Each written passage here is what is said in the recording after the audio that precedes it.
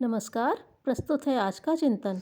Engine ने सीटी दी, guard ने हरी झंडी लहराई और गाड़ी सरकने लगी।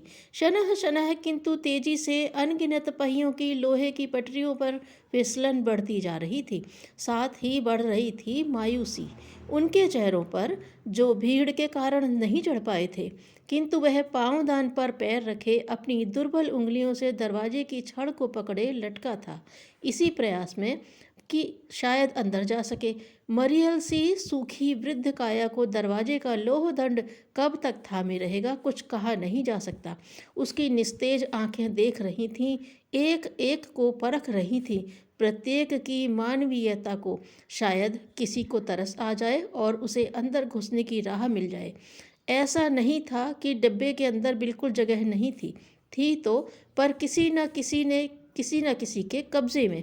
कोई पैर फैलाए बैठा था, किसी ने सामान जमा रखा था। भावना शून्य निष्ठुरों का व्यवहार इससे अधिक और हो भी क्या सकता है। वे कहीं भी रहें, अपनी संकीर्ण मनोवृत्ति प्रदर्शित करने से बाज नहीं आते। इस संकीर्णता का शिष्टता, शालीनता, पर दुख कातरता से क्या रिश्ता। ये गुण तो मानवों के लिए हैं। फिर रेल के कंपार्टमेंट में घुसे ये सब कौन थे? होंगे कोई, पर कम से कम मानव तो नहीं थे। बूढ़े की आंखें अभी निराश नहीं हुई थीं। वह ताक रही थीं, तलाश रही थीं किसी इंसान को जिसकी अपनी विशिष्टता परक रीति नीति हो, पर दुख कातरता हो। इतने में खिड़की के सहारे सीट पर बैठे एक युवक ने बाहर की ओर झांका। हवा में लहराते कपड़े दिखे। उसने अपनी ही सीट में बैठे अन्य युवक की बाह हिलाते हुए कहा, लगता है कोई बेचारा लटका हुआ है, तो चलो देखते हैं कौन है। कहकर युवक उठा, अपने साथी को उठाया। यदि सीट चली गई तो? भला यह कैसे जाएगी? इसके पैर तो है नहीं, ज़्यादा से ज़्यादा कोई बैठ जाएगा। उठो। दोनों युवक भीड़ चीरते हुए आगे बढ़े, दरवाजे तक पहुँचे। बूढ़ा अभी भी जैसे तैसे लटका हुआ था। शरीर की सारी ताकत उंगलियों में निचोड़ कर लाने के बाद भी अब दरवाज़ा थामने की दम नहीं बची थी। एक दो क्षण बाद वह गिर ही पड़ता कि युवक की बलिष्ठ बाहों ने उसे थाम लिया। उसकी जान में जान आई। सजल नेत्रों से उसने कई बार युवक को देखा, मानो स्वयं को विश्वास दिलाना चाहता हो कि इंसान अभी बाकी है, इंसानियत जिंदा है।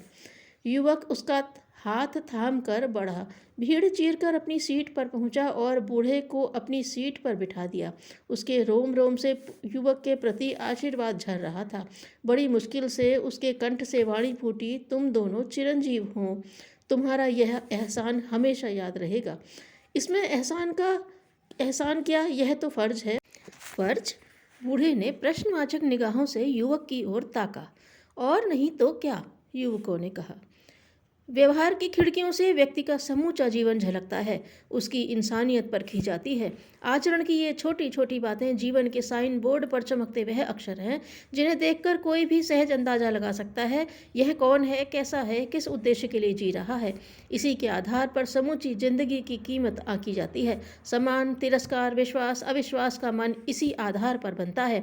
बूढ़ा ही नहीं, पास खड़े बैठे सहयात्री भी युवक के इस कथन को सुन हतप्रभ थे। आचरण की सामान्य बातें इस कदर महत्वपूर्ण है, यह आज पता चला। आपका शुभ नाम? एक ने सवाल किया। दोनों युवकों ने एक दूसरे को मुस्कुराकर देखा, फिर हंसते हुए बताया, मेरा नाम है भगत सिंह और ये हमारे साथी राजगुरु।